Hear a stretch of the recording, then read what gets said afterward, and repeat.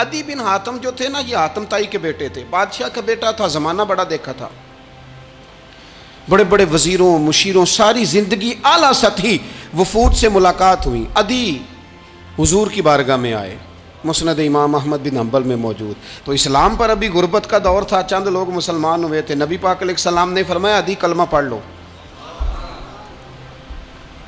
تو عدی کہنے لگے میں تو پہلے ہی ایک دین کا ماننے والا ہوں۔ حضور فرمانے لگے جس دین کے تم ماننے والے ہو اس دین کو میں تم سے زیادہ جانتا ہوں۔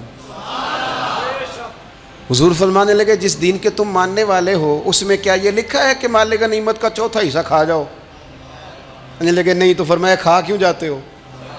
عدی کہتے ہیں چونکہ یہ ہمارے اندر کی بات تھی بادشاہوں کی، تو میں نے فوراً سر تسلیم خم کر دیا، میں نے فوراً سر جھکا دیا، میں نے کہا آپ بات ٹھیک کر رہے ہیں۔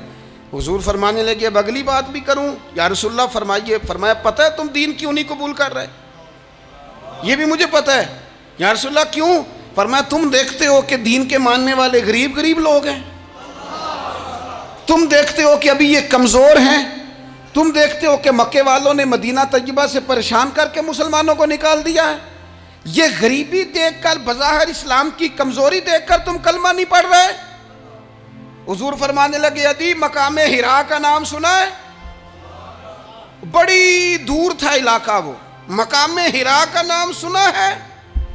عدی کہنے لگے حضور سنا ہے پر وہ جگہ دیکھی نہیں۔ محبوب فرمانے لگے سن، میں وہ وقت لے کے آؤں گا، میرا دین اس طرح نافذ ہوگا کہ ایک عورت مقام حرا سے اونٹنی پہ اکیلی بیٹھے گی اور اکیلی آئے گی اور آ کے بیت اللہ کا طواف کرے گی، سوائے اسے اللہ کے کسی کا خوف نہیں ہوگا، رب کے علاوہ کسی سے نہیں ڈرے گی۔ یہ دور آئے گا، تو دیکھ رہا ہے کہ صرف مکے پہ حکومت نہیں دنیا پہ مسلمان چھا جائیں گے۔ اور حضور فرمانے لگے کسرا کا نام سنا ہے؟ کہا حضور وہ تو بظاہر اس وقت بڑا تگڑا بادشاہ ہے۔ فرمایا اس کے علاقے بھی فتح ہوں گے، وہ خزانے مسلمانوں کے پاس آئیں گے۔ اور فرمایا تو تیسری بات نبی پاک نے بیان کی، فرمایا تو یہ دیکھ رہا ہے کہ مسلمانوں میں غربت ہے؟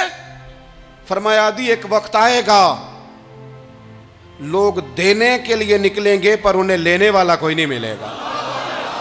ایک وقت آئے گا لوگ دینے نکلیں گے لینے کوئی نہیں آئے گا۔ عدی کہتے ہیں کہ میں رسول کریم کا کلمہ پڑھ کے مسلمان ہو گیا، اب پھر زیادہ دور نہیں گزرا، عدی رویا کرتے تھے، حاتم تائی کے بیٹے عدی رویا کرتے تھے اور رو کے بتایا کرتے تھے لوگوں وہ جو حضور نے فرمایا تھا نا بی بی حرا سے چلے گی اور طواف کرے گی، وہ بی بی میں نے اپنی آنکھوں سے آتی دیکھی، میں نے اس تنہا عورت کو حضور سید عالم کی پیشن گوئی کے مطابق بیت اللہ کا طواف کرتے دیکھا، اسے سوائے اللہ کے کسی کا ڈر نہیں تھا۔ اور عدی کہنے لگے وہ جو حضور نے فرمایا تھا نا کہ کسرا کے خزانے فتح ہوں گے، فرمایا وہ جب فتح ہو رہی تھی تو میں خود اس جنگ میں شریک تھا، مجھے اللہ نے موقع دیا، میں مجاہدوں میں شامل تھا۔ اور فرمانے لگے تیسری پیشن گوئی رہ گئی ہے، مجھے امید ہے وہ بھی پوری ہوگی۔